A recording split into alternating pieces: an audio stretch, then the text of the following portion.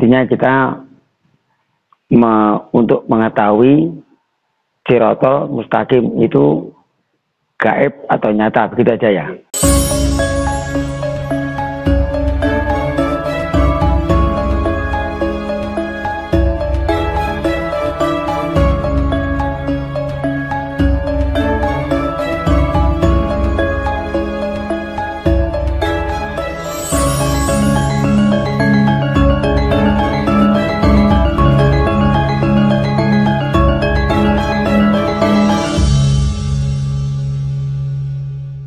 Assalamualaikum warahmatullahi wabarakatuh. Rahayu, rahayu, rahayu sagung dumadi. Saya ucapkan selamat malam, selamat pagi, selamat siang, dan selamat sore kepada seluruh penggemar YouTube dimanapun Anda berada. Jangan lupa like dan subscribe untuk Sekar Media. Nah, ini. Itu intinya kita untuk mengetahui Shiratal Mustaqim itu gaib atau nyata, begitu aja ya. Nah, begitu aja. Kalau menurut di Al-Quran itu gaib. Nah, Al-Quran itu gaib. Kenapa? Al-Quran yang gaib.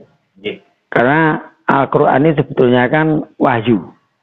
Dan wahyu ini tidak terlihat. Wahyu tidak terlihat. Dan untuk yang namanya Shiratal Mustaqim atau jembatan Shiratal Mustaqim ini ada sebuah jembatan konon yang dibuat dari sebilah rambut yang dibelah jadi 7, yang tajamnya melebihi 7 pisau cukur rambut itu. Nah, dan itu mungkin kalau untuk yang jembatan Shiratal Mustaqim yang dilalui seperti yang digambar-gambar atau yang dituliskan di situ, itu hanyalah pelajarannya anak kecil, pelajarannya anak SD, SMP, gitu. Tapi kalau untuk orang seperti kita, ya gitu, kita pakai logika saja, Misalnya, ini kalau kita nguwot yang namanya rambut tadi, terus yang mau nguwot tadi kan oyok-oyokan mas, antri, oyok-oyokan, pinggirin rokok, ya ngomong, harus nguwot kan antri, oyok-oyokan akhirnya kan yo ceblok kabeh malian. Nah ceblok kabeh gak usah nguwot ceblok wisan. Nah itu. Bahkan tajamnya jembatan itu melebihi 7 pisau cukur rambut itu. Nah, itu begini, ini adalah sebuah melambangkan atau filosofi dari kehidupan manusia itu sendiri. Dan kalau kita mengatakan di mana Shiratal Mustaqim itu, nah gitu, sebetulnya tidak jauh, ya juga di diri kita sendiri, makanya betul, makanya kita harus berhati-hati dalam bertindak, berucap ataupun berkelakuan pun kita harus baik bersama kepada siapapun. Nah itu, karena dengan perbuatan kita sendiri juga akan menimpa kita sendiri. Nah itu mas. Terus apapun yang kita juga nanti kita yang merasakan juga. Contohnya, kita minum minuman berdosa. Ya, katakannya begitu. Minum minuman berdosa, judi berdosa. Nah, sebetulnya yang dianggapnya berdosa tadi, kita berdosa tidak kepada Allah. Tapi kita berdosa kepada diri kita sendiri. Menyakiti diri kita sendiri. Nah, begitu. Minum minuman keras, contohnya. Yang kita sakiti kan diri kita sendiri, mas. Betul. Nah itu mabuk-mabukan gitu. Jadi sampai tajamnya seperti itu cukur tadi hanyalah sanepan aja. Ya, sanepan saja. Dan yang disebut rambut tadi, rambut disigar sak piro mas? Nah, si rambut itu jigar dadi sak pira, ora ketok. Raket ping 7 nyigari. Dadi sitok utuh ae wis gak ketok, jigar dadi 7. Kehidupan nyata memang ada. Memang kalau yang namanya Shiratal Mustaqim adalah jalan yang lurus. Jalan menuju kebenaran, jalan yang lurus begitu. Nah, baik, betul. Dan kalau kita terutama kita berucap, Mas. Ya, kita berucap.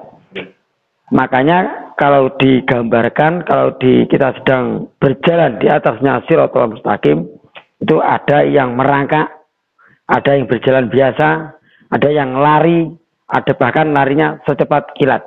Begitu. Nah, itu gambarannya begitu.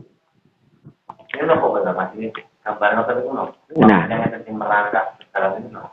begini Mas, itu adalah hanya kehidupan kita. Kehidupan kita sehari-hari. Ada yang mungkin yang usahanya enak, ada yang mulai misalnya menjadi nol, atau yang mungkin bahkan ada yang lebih maju lagi, misalnya kan begitu. Nah, dan Shiratal Mustaqim ini tidak lain adalah hanya lidah kita sendiri. Nah, tajamnya lidah kita bagaimana? 7 pisau pencukur pun masih kurang, Mas. Tajamnya lidah kita, lidahnya manusia. Nah, itu digambarkan kalau di situ Shiratal Mustaqim ini rambut yang dibelah jadi 7, tajamnya sama dengan 7 pisau cukur itu. Tajamnya.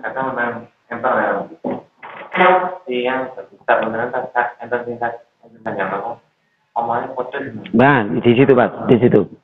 Bahkan yang kita sakiti pun lewat lidah, lewat ucapan, itu pun tidak akan hilang. Sakit hatinya tidak akan hilang. Bahkan mungkin sakit hatinya bisa terbawa sampai mati, kan begitu. Bahkan terbawa sampai meninggal, terbawa.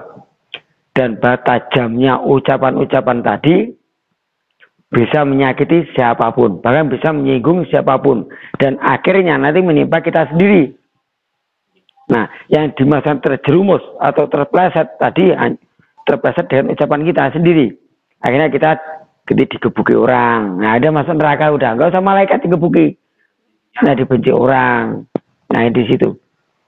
Dan makanya untuk sedulur-sedulur semuanya, maka saya tidak pernah bosan untuk selalu mengingatkan dan mengajak untuk selalu rukun. Selalulah berbaik, prasangka baik, selalu baik dalam berucap dan menjaga ucapan dan menjaga supaya tidak sampai menyakiti hati seseorang. Nah, itu. Karena nanti kembali kepada kita sendiri. Yang kembali kita sendiri. Dan yang tajamnya lidah tadi ya seperti itu. Tajamnya melebihi pedang, kan gitu. Betul. Rasa itulah yang disakiti oleh lidah tadi. Lidah tidak bisa menyakiti badan, tapi hati. Betul. Jadi justru ya di dalam ini yang disakiti. Betul. Langsung rasa.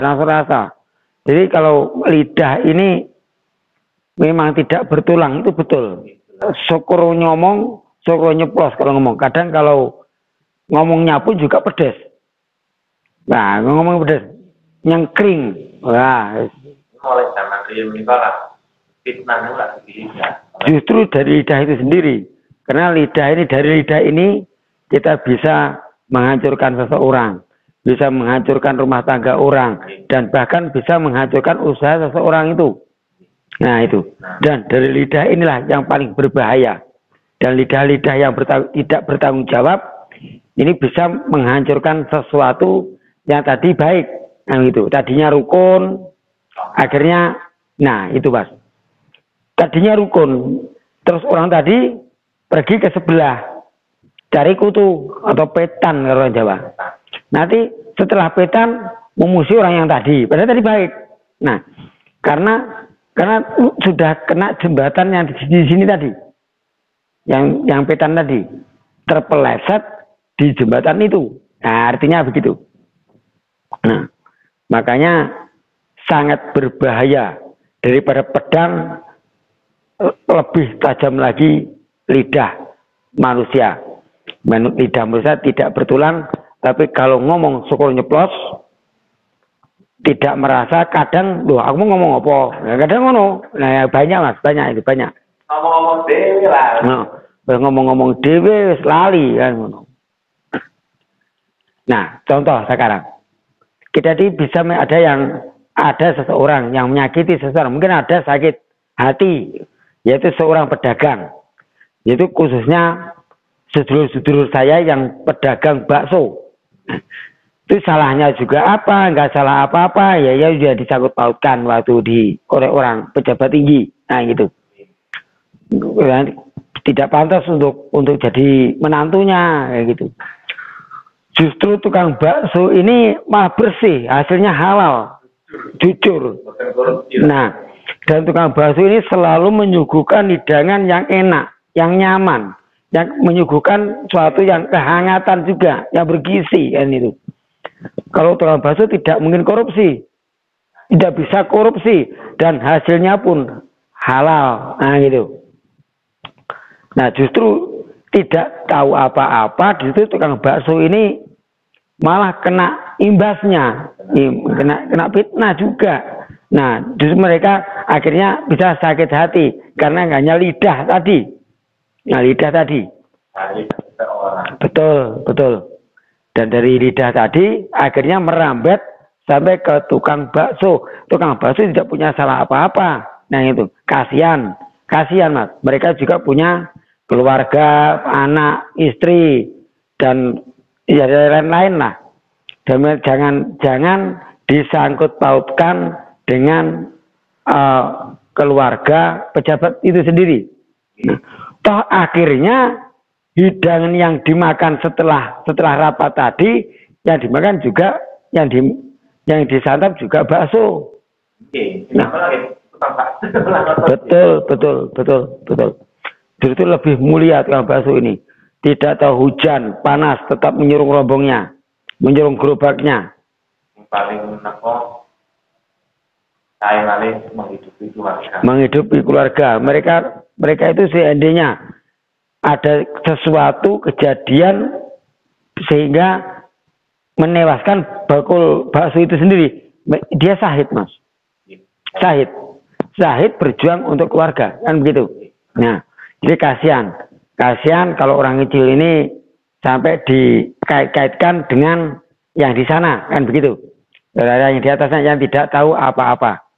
Baik, kalau yang dulu kan katanya, ini kan katanya tidak.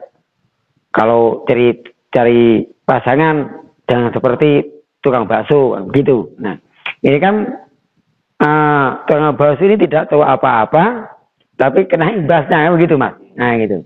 Jadi betul. Baik, tukang bakso ini juga punya rasa, punya hati, jadi itu. Jadi kalau mereka marah itu bukan salahnya, bukan tukang bakso itu, karena sudah ada yang memulai. Contohnya sekarang ini di daerah kita sendiri, saya juga pernah jadi tukang bakso. Nah itu. Dan di daerah kita khususnya, di daerah kita ini gudangnya bakso, dan bakso dari seluruh Indonesia ini kebanyakan mungkin lahirnya dari Kota Malang. Nah, lahirnya dari Kota Malang. Dan bakso di seluruh penjuru Indonesia ini. Betul. Yang teraktif mana? Yang lebih terkenal daripada bakso Aremanya. Nah itu, bakso Arema ini. Nah, dan tukang bakso ini kasihan juga sampai karena itu mungkin sakit hati juga karena dari lidah yang tidak bertanggung jawab tadi. Nah itu. Justru malah yang kecil ini kok tidak bisa. Tapi tanpa rakyat kecil tidak jadi apa-apa kan. Itu yang sering menyakiti. Justru itu mas. Nah itu.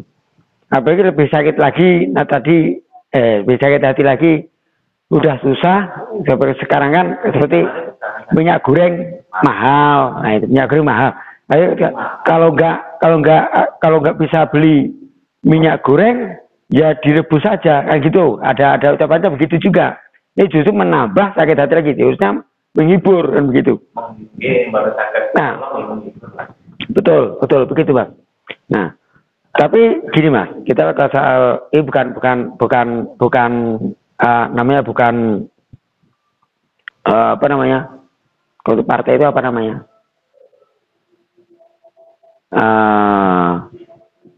Kalau menjelang pemilu itu apa namanya? Nah, menjelang pemilu itu namanya kan seperti contohnya seperti ya pidatonya yang itu ya. Yang itu. Orasi. Kampanye. Atau kampanye. Ini bukan kampanye. Dan ini saya mengatakan sebuah partai ada masa jaya dan ada masa terpuruknya. Kerajaan juga, negara pun juga begitu. Ada masa jayanya, ada masa kelamnya juga ada masa kepurukannya juga ada. Yaitu Indonesia pernah mengalami kejayaan. Dan orang Indonesia pernah jadi kaya raya semua. Tidak pernah hutang. Rakyat Indonesia waktu itu Mas, tidak ada yang pernah hutang ke bank waktu itu. Nah itu di zaman itu walaupun semuanya masih murah.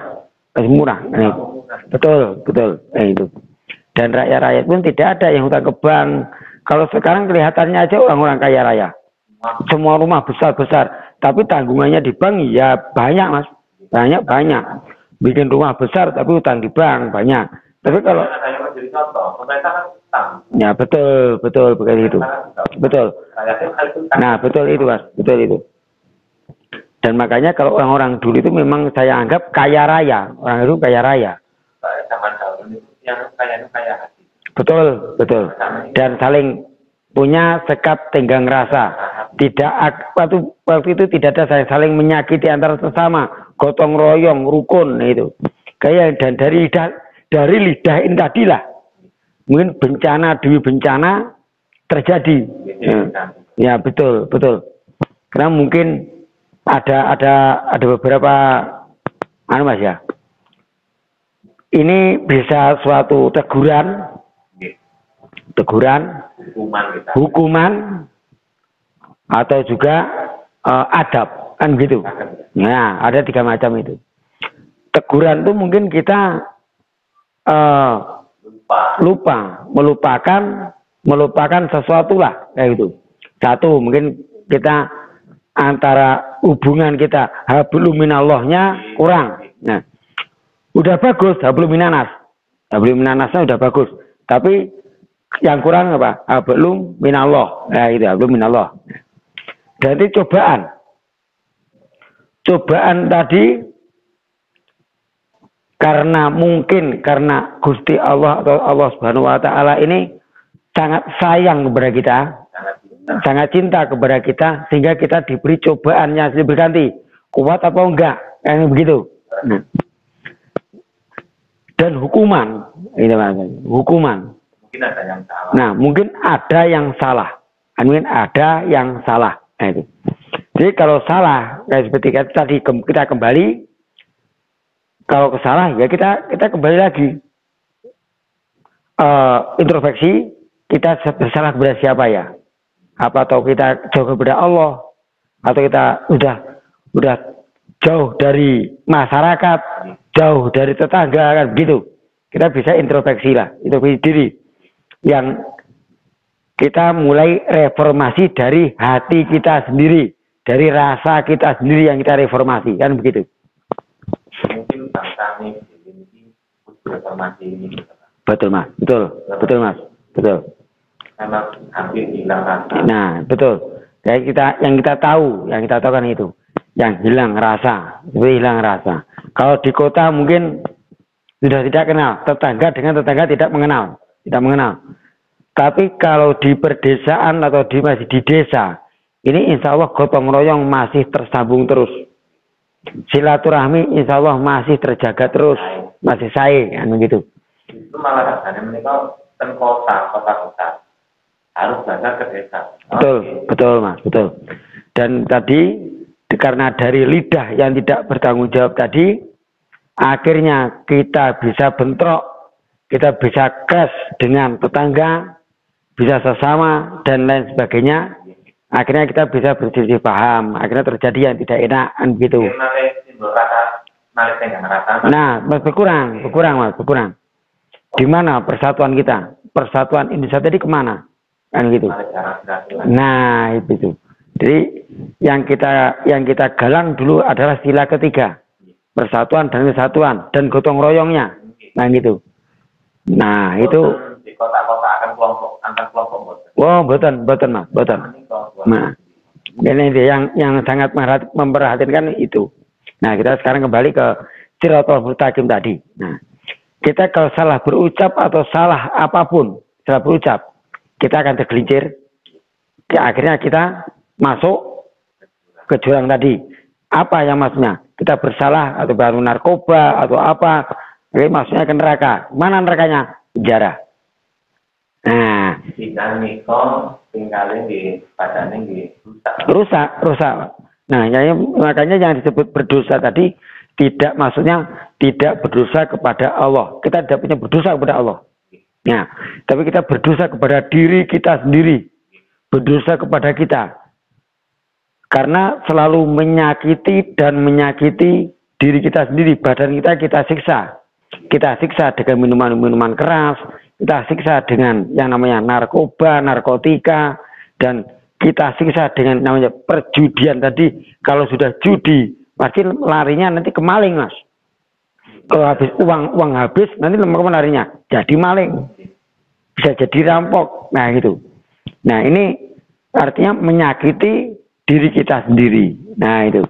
Jadi, untuk sedulur-sedulur semuanya, mari kita tingkatkan kerukunan, persatuan dan kesatuan, dan jangan sampailah kita congkrah dengan sesama, kita sampai congkrah dengan tetangga, kita sebaiknya kita rukun dan gotong royong. Apabila kita ada kerjaan atau pekerjaan di kerja bakti, kita tanggung bersama-sama. Yang kerjaan yang berat bisa jadi ringan, yang ringan tambah enteng lagi. Nah, itu.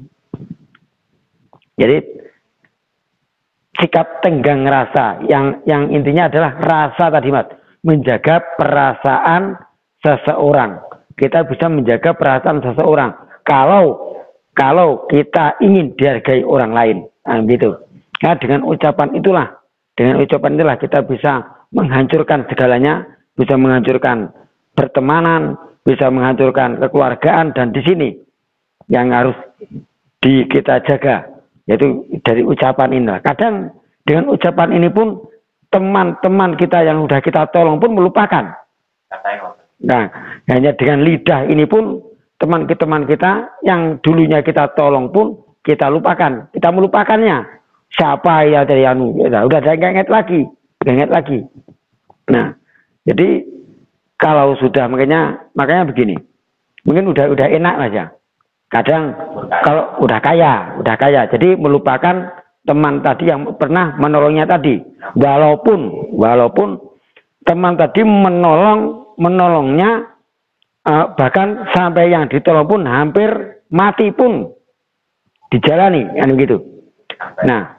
Nah begitu. Ya, karena dari lidah tadi bisa menyakiti hati seseorang. Nah, itu. Tapi orang itu pun bisa menanggapi, Mas. Bisa menanggapi. Artinya begini, wah, wes bene wong biyen yo ora kenal. Biyen enggak kenal lain nyapo. Saya kira kenal apa-apa. Artinya begitu. Nah, jadi hanyalah ucapan. Shirathul Mustaqim adalah ini. Ucapan kita lengkapnya adalah lidah. Nah, namanya adalah lidah kita sendiri. Makanya kita harus bisa menjaga ucapan-ucapan supaya tidak menyakiti hati orang lain. Nah, gitu. Tidak sampai tergelincir. Kalau tergelincir nanti ya sakit. Karena tadi katanya lebih tajam dari pedang.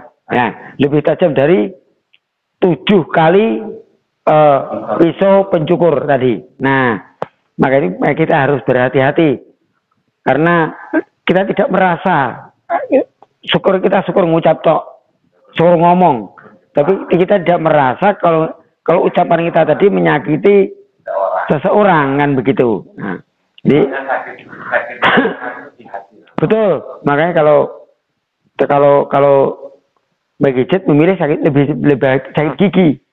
Nah, kalau Abah Megijit daripada sakit hati lebih baik sakit gigi kan begitu. Nah, jadi umpamakan seperti itu. Nah, makanya untuk sedulur-sedulur semuanya, marilah kita saling menjaga perasaan orang lain, tetangga kita, teman-teman kita, dan supaya kita juga dijaga oleh mereka. Kalau kita baik sama mereka, kita misalnya ada yang menyakiti orang pun, kita pasti dibela. Banyak yang membela kita. Nah, makanya mari kita tingkatkan kerukunan, gotong royong, dan kebersamaan. Baik entah itu dari yang tidak pandang bulu, baik itu tadi yang golongan yang mana, yang golongan yang mana, semuanya tidak pandang bulu. Kita saling menjaga perasaan, rasa, yang penting rasa. Nah itu, ini yang paling penting itu adalah rasa itu mas. Itu yang lebih peka, bahkan lebih sensitif di situ. Karena ucapan itu umpamanya yang penting yang sakit hati atau sakit jiwa, ucapan itu ada cabang otak. Betul mas, betul. Tapi kalau justru kita kadang kalau ucapan ini kalau lidah untuk dipakai biasanya kebanyakan untuk mengadu domba. Nah ini tidak bisa dipungkiri mas, itu pasti hanya untuk mengadu domba. Nah itu dimanapun tempatnya, mas itu pasti banyak. Makanya kita tetap selalu hati-hati dalam berucap. Dan tapi begini mas, lebih baik diam, kita bicara seperlunya saja. Namanya lebih baik diam daripada menyakiti hati seseorang.